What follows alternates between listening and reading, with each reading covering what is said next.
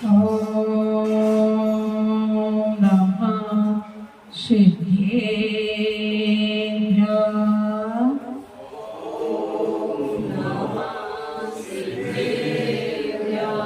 ॐ नमः सिद्धेभ्यः।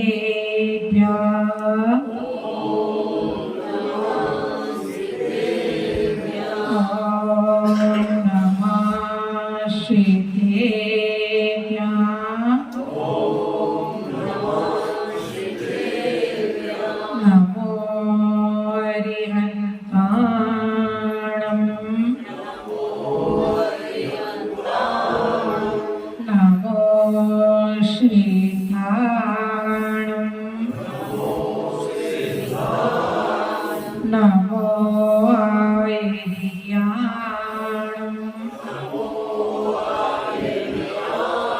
नमो वज्रायाणं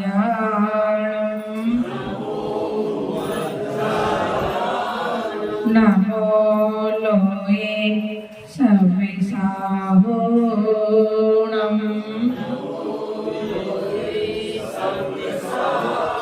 बोलिए पच्च परमेश्वरी भगवान की, देवादिवादिनाथ भगवान की, चिंतामणि पारसनाथ भगवान की, महावीर भगवान की, गुरुराज श्री विद्याभूषण श्रीमती सरस्वती महाराज की, परम पूज्य गुरु दृष्टि भूषणवती माता जी की।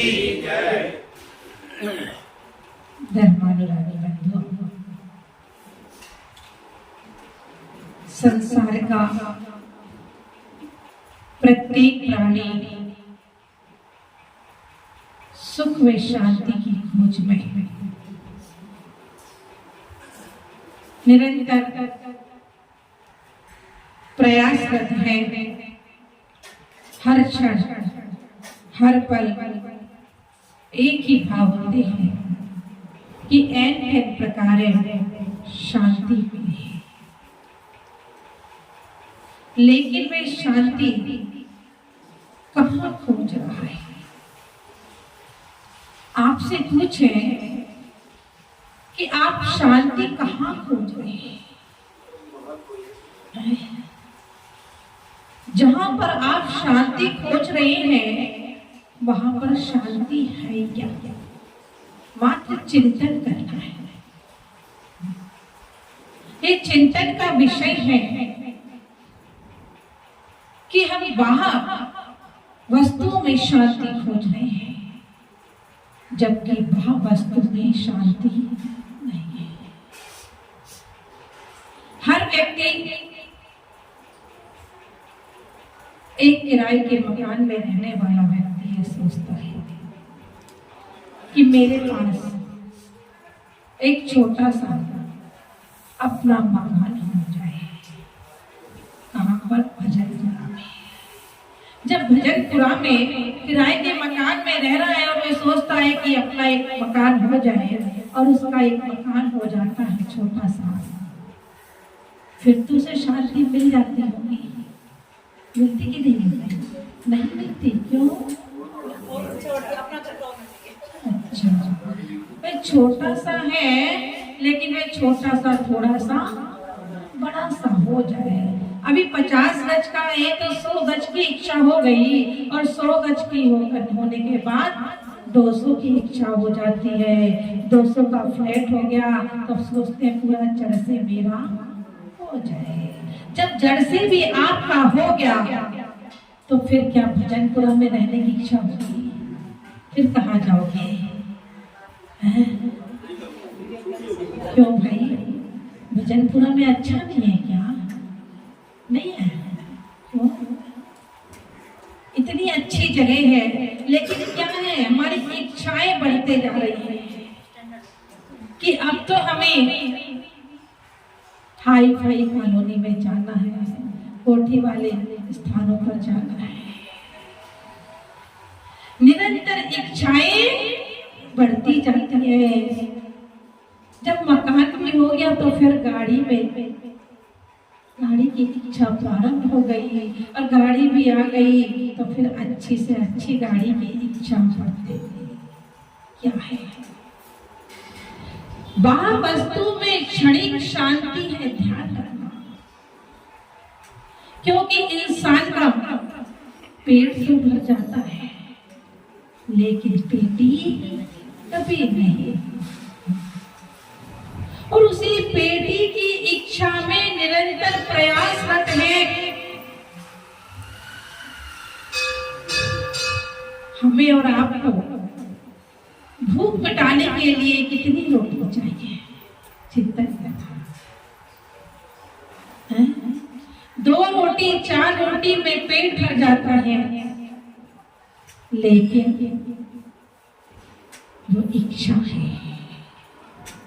अरे उस इच्छा की पूर्ति कभी नहीं होगी।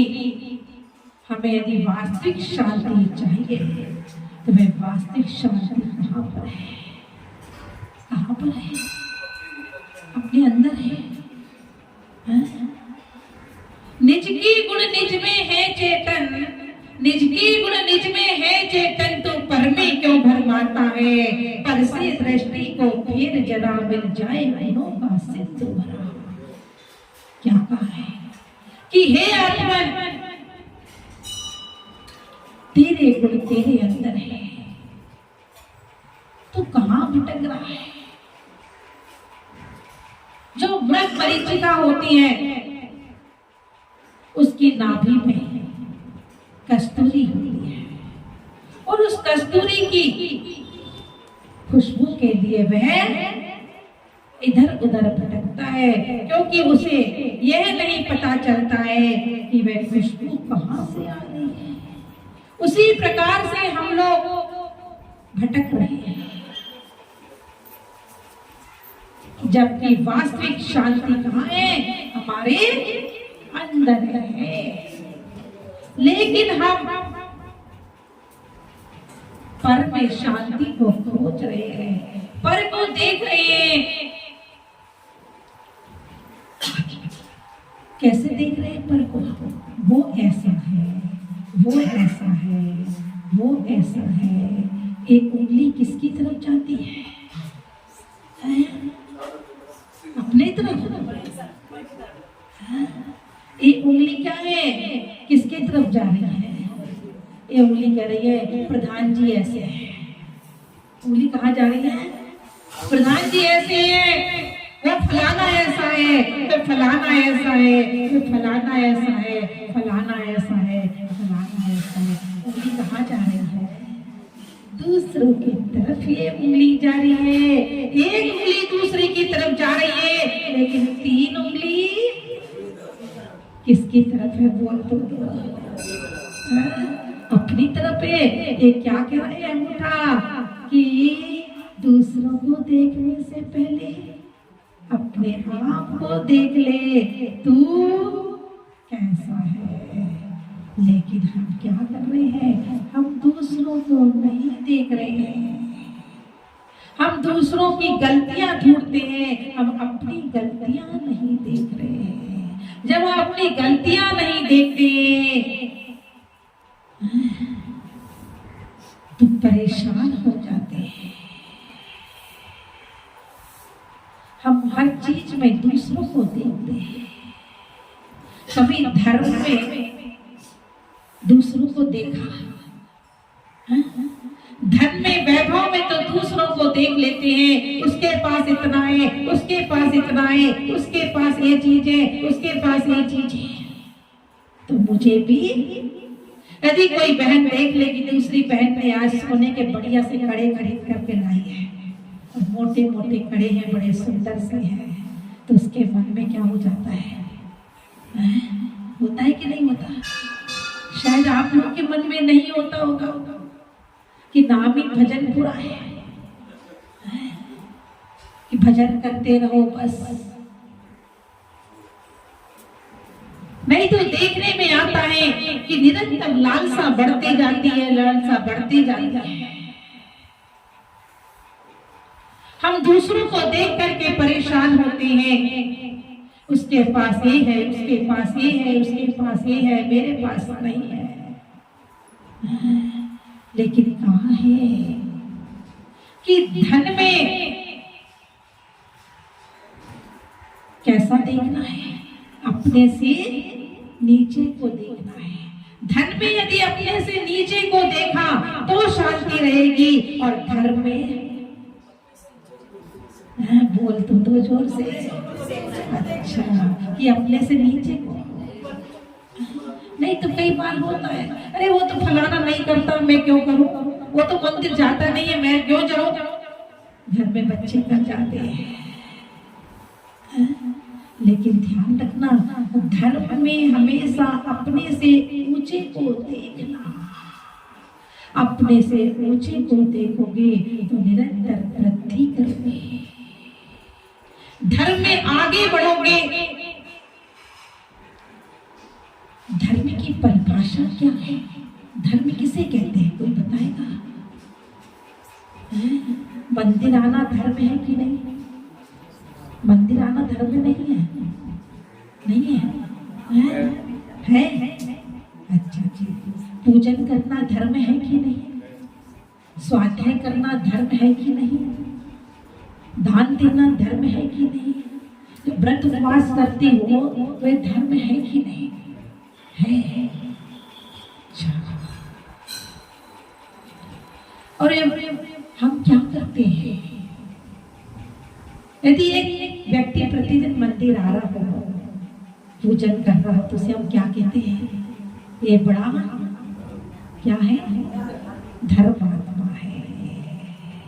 लेकिन हमने आज तक धर्म की परिभाषा को समझा ही नहीं है कि धर्म की वास्तविक परिभाषा क्या है। वस्तु स्वभाव, जो वस्तु का स्वभाव है वह धर्म है। वस्तु का स्वभाव कैसे है? बहुत बढ़िया, ज्ञानी जीव है यहाँ पर। वस्तु स्वभाव धर्म, जो वस्तु का स्वभाव है वही धर्म है। जिस प्रकार से जल का स्वभाव कैसा है? शीतल है। क्यों? गैस पे यदि रख दें तो स्वभाव कैसा हो जाएगा? गर्म हो जाएगा। तो फिर हमने कैसे कह दिया कि जल का स्वभाव शीतल है? आप कितना भी गर्म कर लें जल को, लेकिन बाद में शीतल ही होगा। उसी प्रकार से व्यक्ति का स्वभाव, जीव का स्वभाव कैसा है? ज्ञाता दृष्टा स्वभाव है, जानना और देखना स्वभाव है। लेकिन हमारा विभाव परिणति के कारण से हमारी आत्मा कैसी हो गई है? मलिन हो गई है। और उस मलिन आत्मा को हमें स्वच्छ करने के लिए कैसे मलिन हुई है? क्रोध, मान, माया, ये चारों कषाएं, राग, द्वेष, इन सब से मिलकर के हमारी आत्मा कैसी हो गई है? मलिन हो गई है। एक बात बताइए, यदि आप पहले भाइयों से पूछ ले, यदि आप अभिषेक करने के लिए आए हैं और आपने वस्त्र बदल लिए और आपको कोई पैंट शर्ट वाला छू ले तो क्या होगा? गुस्सा आएगा कि नहीं आएगा? नहा लोगे दोबारा, गुस्सा तो नहीं करोगे? क्या कह दोगे? कोई बात नहीं भैया, मैं बदल लेता हूँ, यही कहोगे ना कि गुस्सा करोगे? देखता नहीं है, अंधा है क्या? देख के तो चल लिया कर, ऐसा नहीं कहते? बहुत समझदार हो आप लोग। और ये बहनें आहार देने के लिए जा रही हैं और घर से शुद्ध वस्त्र पहन करके, और रास्ते में कोई छू ले, गुस्सा आएगा कि नहीं आएगा? ईमानदारी से बताना, मायाजाली नहीं करना।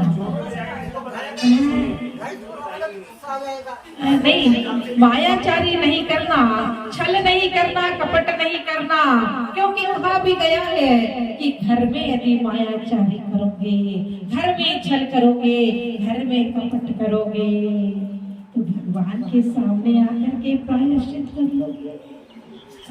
और यही झूठ बोल गए तो प्रायश्चित करने कहाँ जाओगे? चिंतन करना। गुस्सा आएगा कि नहीं आएगा? थोड़ा बहुत तो आएगा। चलो थोड़ा ही बहुत में शांति हो गई। नहीं तो कई जगह देखने में आता है कि बहुत ज्यादा क्रोधित हो जाते हैं, इतना क्रोध आता है, इतना क्रोध आता है, कह नहीं सकती और भट्ट वचन का प्रयोग कर देते हैं। ये क्रोध को चांडाल की उपमा दी गई है, ध्यान रखना। यदि आपको कोई चांडाल छू दे और छूने के बाद आप अभिषेक करोगे? नहीं करोगे। क्यों? अशुद्ध हो गए। आहार दोगे, स्वाध्याय करोगे, क्यों? अच्छा, कुत्ता छू ले तो भी नहीं करोगे। अभिषेक तो कर लोगे? बिल्कुल नहीं करोगे। कोई बात नहीं, अभिषेक मत करना, आहार तो दे लोगे। अच्छा, कोई बात नहीं, आहार भी मत देना, स्वाध्याय तो कर लोगे। स्वाध्याय भी नहीं करोगे। क्यों भाई? कुत्ते ने छू लिया इसलिए? अशुद्ध हो गए इसलिए। और ये जो क्रोध रूपी चांडाल है, वे निरंतर आपको छू रहा है। क्रोध रूपी कुत्ता है, वह निरंतर आपको छू रहा है। उसके छूने के बाद आपने कभी स्नान किया? नहीं। क्यों? क्योंकि उसको हम गलत नहीं मानते। हम बात बात में क्रोध करते हैं, बात बात में क्रोध करते हैं। क्रोध कब आता है? जब सामने वाला व्यक्ति हमारी बात नहीं मानता, जब अहंकार को ठेस लगती है। ध्यान रखना, जब अहंकार को ठेस लगती है, सामने वाला व्यक्ति हमारी बात को नहीं मानता है, तो क्रोध आता है। लेकिन यह क्रोध विनाश का कारण है। देखिए रावण को कितना समझाया मंदोदरी ने, स्वामी मान जाओ, सीता को वापस कर दो, सीता को वापस कर दो, वापस कर दो। लेकिन रावण का अहंकार देखिए कितना ज्ञानी, उसके जैसा ज्ञानी था क्या कोई?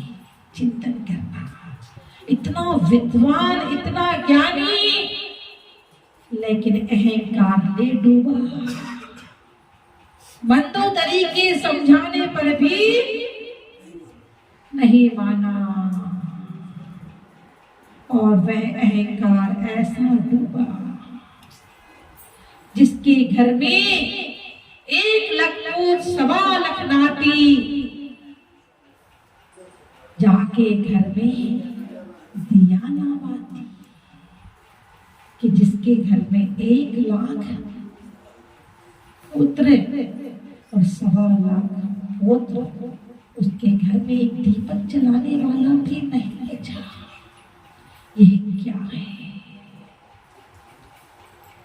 चिंतन करना कि हम किसके लिए अहंकार कर रहे हैं, किसके लिए मद कर रहे हैं, किसके लिए क्रोध कर रहे हैं, किसके लिए मान कर रहे हैं, किसके लिए मायाचारी कर रहे हैं, छल कपट कर रहे हैं, किसके लिए लोभ कर रहे हैं।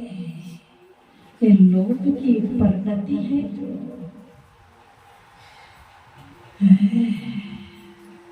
एक बात बताइए कि परिग्रह अच्छा है कि बुरा है? बुरा है, पक्की बात है। जोड़ते हो कि नहीं जोड़ते? अच्छा, परिग्रह पाप है कि नहीं है? पाप है। 5 पाप में परिग्रह आता है, पक्की बात है। हिंसा, झूठ, चोरी, खुशी और परिग्रह। एक बात बताइए, यदि कोई हिंसा करके यहाँ पर आ जाए या आपके घर में आ जाए, आप उसे बिठा लोगे? कोई किसी का मर्डर करके आ जाए, आप अपने घर में घुसने दोगे? नहीं घुसने दोगे। क्यों? आपको भी डर रहेगा कि पुलिस मुझे पकड़ करके ना ले जाए। और कोई झूठ बोलता हो बात बात में, उसके साथ रहने आप पसंद करोगे? उसके साथ भी रहना पसंद नहीं करोगे। और आपको मालूम हो कि ये चोर है,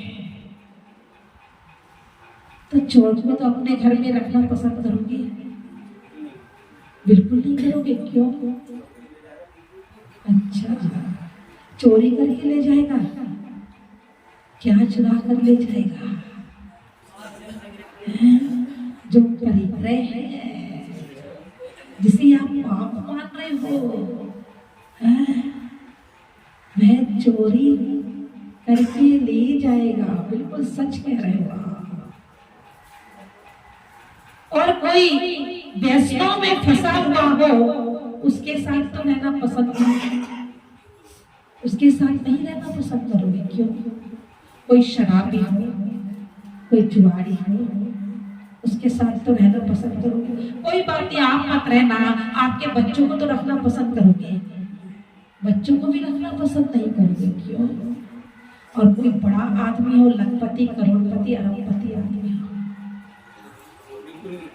उसके साथ रहना पसंद करोगे? नहीं, नहीं रहना पसंद करोगे। ईमानदारी से बताना, उसके साथ भी रहना नहीं पसंद करोगे। कोई बड़ा आदमी यहाँ पर आ जाए, क्या करोगे? आइए भाई साहब, आइए जय साहब, बैठिए। करोगे? नहीं करोगे, नहीं करोगे। व्यवहार, व्यवहार और निश्चय। व्यवहार भी जरूरी है, व्यवहार भी जरूरी है, लेकिन व्यवहार के साथ साथ निश्चय भी जरूरी है। ध्यान रखना, वही सत्य है। जो मैं कह रहा हूं वह सत्य, वह क्या है? एकांतवाद है। लेकिन शाधवाद क्या कहता है कि मैं कह रहा हूं वह भी सत्य है, वह कह रहा है वह भी। क्योंकि अपेक्षा को समझने का प्रयास करें। यदि हम अपेक्षा को समझेंगे कि किसी अपेक्षा से वह कह रहा है वह भी सत्य है और वह कह रहा वह भी सत्य है। कैसे अपेक्षा? किसी अपेक्षा से आप किसी के पिता हैं, किसकी अपेक्षा से पिता हैं? अपने पुत्र की अपेक्षा से आप पिता हैं, और किसी अपेक्षा से आप पुत्र हैं, किसी अपेक्षा से आप पुत्री हैं, किसी अपेक्षा से आप माँ हैं, किसी अपेक्षा से बहन है, किसी अपेक्षा से भाभी है, किसी अपेक्षा से भाई है। व्यक्ति एक है, लेकिन अपेक्षाएं अलग अलग है। वही समझ ले, घर में यदि कोई कुछ कहता है तो उस समय अपेक्षा को समझे, ये किस अपेक्षा से कह रहा है।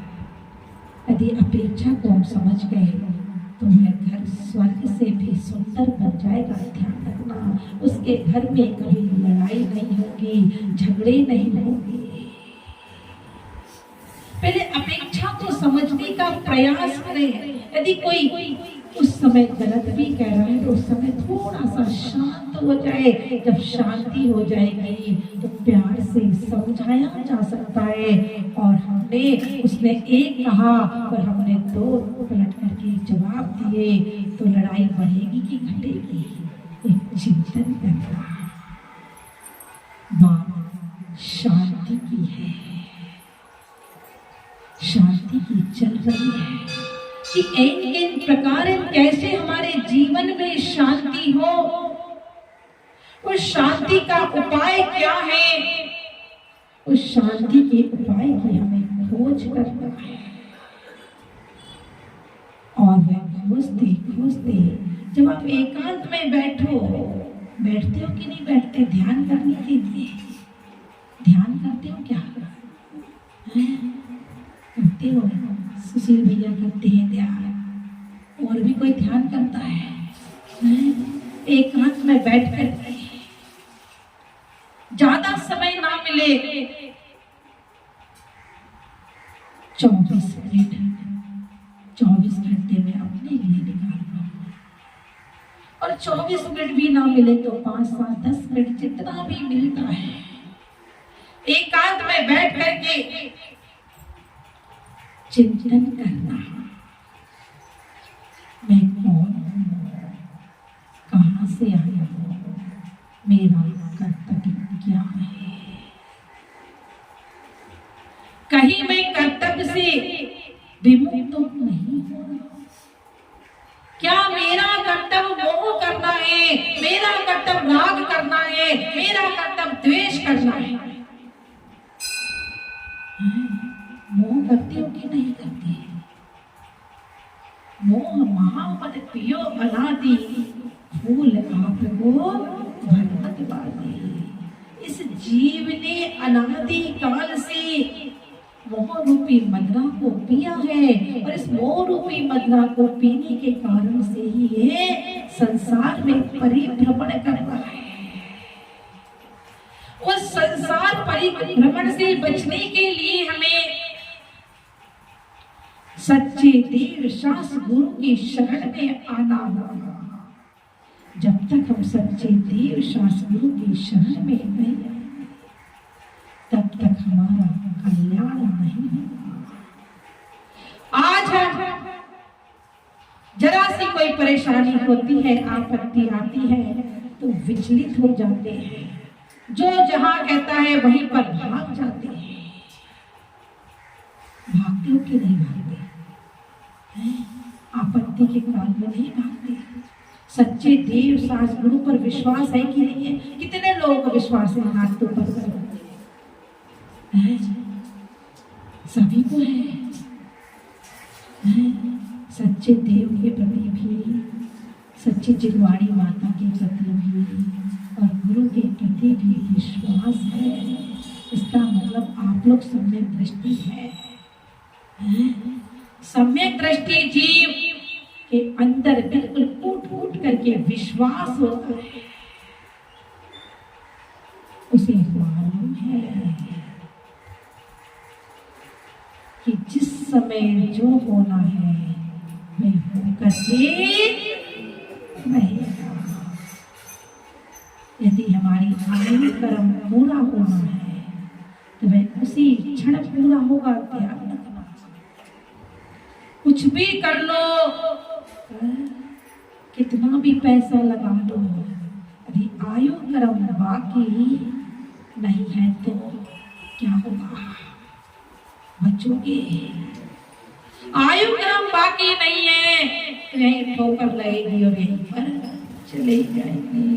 और आयु कर्म बाकी है तो ऊपर छत पे से भी गिर जाओगे तो भी। अभी एक कहीं एक्सीडेंट हुआ है ट्रेन का, चिंतन करना।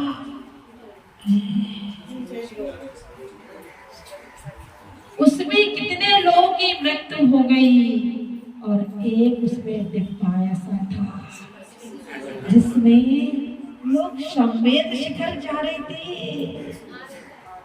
हाँ, पुण्य कमा करके आ रहे थे, जा रहे थे, जो भी हो। अच्छे भावों से सौम्य शिखर की वंदना की, उसमें कोई ना कोई पुण्यशाली तो सभी हैं वैसे, लेकिन एक विशेष पुण्यशाली कोई ऐसा बैठा होगा जिसके कारण से सभी बच गए, किसी को खरोच भी नहीं आई। एक होता है पुण्य और पाप। तो हमें एक सामूहिक पुण्य और एक सामूहिक पाप, कहीं पर यदि सामूहिक कोई कार्य हो रहा है, पुण्यवर्धक कार्य हो रहा है, तो उसमें जरूर बैठना चाहिए, जरूर सुनना चाहिए, जरूर करना चाहिए। और जहां पर पाप की बातें हो रही हैं, वहां से हट जाना चाहिए, दूर हो जाना चाहिए। लेकिन क्या होता है, हमारे पास नो टाइम वाली स्थिति बन गई है। अभी प्रवचन सुन रहे हैं और प्रवचन सुनते सुनते टाइम देखने लग जाए। क्यों? क्योंकि घर जाना जरूरी है, पतिदेव को मार्केट जाना है, पतिदेव को जॉब पर जाना है, बच्चों को ट्यूशन जाना होगा, क्योंकि स्कूल की तो छुट्टी चल रही है। सब चिंताएं हैं, ये मोह ममत में फंसी हुई है। लेकिन अपने लिए टाइम जरूर निकालो, जितना हो सकता है। आप जिसके लिए कर रहे हो उससे पूछ करके देखना कि मेरे पाप कर्म का उदय आएगा तब मेरा साथ दोगे क्या? एक बार पूछ कर देखना। भाई लोग बैठे हुए हैं, आप लोग बिजनेस करते हैं, व्यापार करते हैं, और व्यापार में झूठ सच भी बोलना पड़ता है, बहुत बोलना पड़ता है। किसके लिए झूठ बोल रहे हो? किसके लिए बोलते हो झूठ? परिवार के लिए कि अपने लिए? एक चिंतन करना। दो रोटी तो बिना झूठ बोले भी कमा सकते हो, लेकिन इस परिवार को चलाने के लिए झूठ साच बोलना पड़ता है। लेकिन उस परिवार से पूछ करके देख लेना, क्या मेरा साथ दोगे?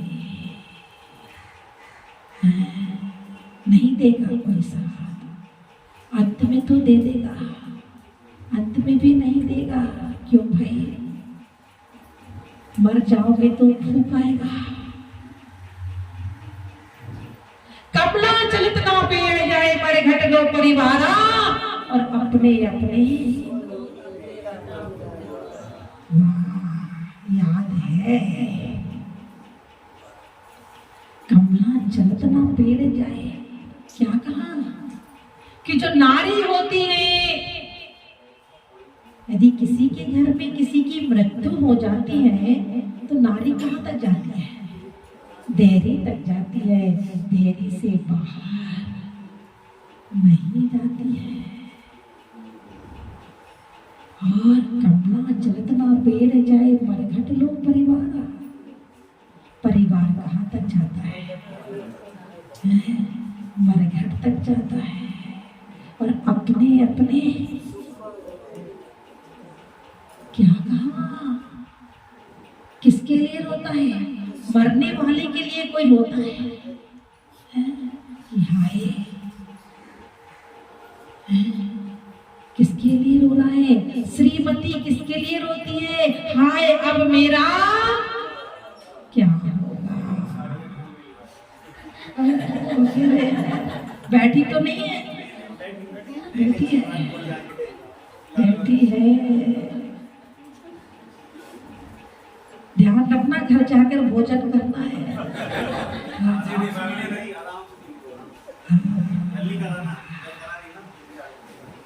किसके लिए रोती है श्रीमती?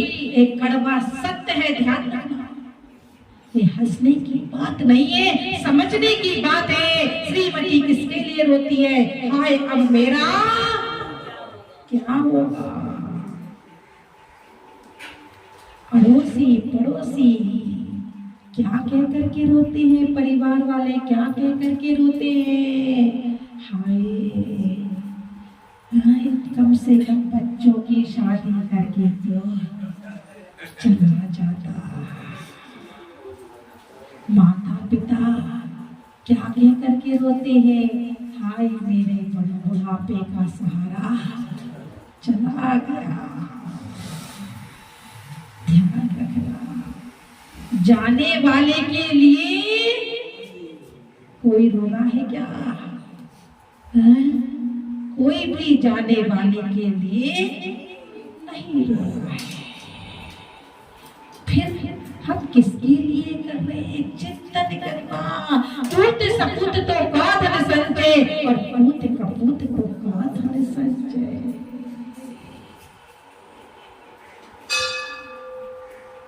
खैर समय अपनी गति से बढ़ रहा है, 8 बज चुके हैं, क्योंकि समय को पहचानना जरूरी है। कहाँ भी है समय के सामने से बाल होती है और पीछे से गंजा होता है। सोचोगे जब बुढ़ापा आएगा तब करेंगे, तब करेंगे, तब करेंगे, और जब बुढ़ापा आ जाएगा, इंद्रियां शिथिल हो जाएगी, तब क्या होगा? हो पाएगा धर्म ध्यान? उस समय धर्म ध्यान नहीं कर पाएंगे। अभी सही उम्र है, इस उम्र में आगे बढ़ जाओ, बढ़ जाओ, बढ़ जाओ, क्योंकि एक पल का भी भरोसा नहीं है। अभी आप बैठे हैं, दूसरे पल क्या हो जाए, इसलिए समय को पहचानना सीखो। मेरा कर्तव्य क्या है? आप एक डायरी बना लें, एक डायरी बना लें, और डायरी बना करके उसमें आज सुबह से लेकर के शाम तक की आप जो अच्छा और बुरा काम किया है उसमें लिखना प्रारंभ करते हैं।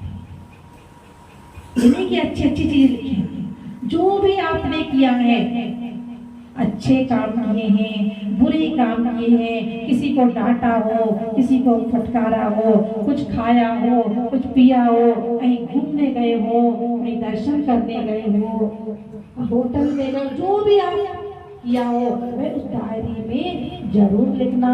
और जब लिखने के बाद एक आध में फिर से उसको पूरा पढ़ना। जब पढ़ोगे, पढ़ने के बाद फिर चिंतन करना कि आज मैंने कितने काम अच्छे किए हैं, कितने काम बुरे करे हैं। सोनानी मस्तके नमो सदा देत हो दो, हे जिनवानी भारती तो है जपो दिन रे, जो तेरी सरना करे सो पावे सुख चैन। नमोकार।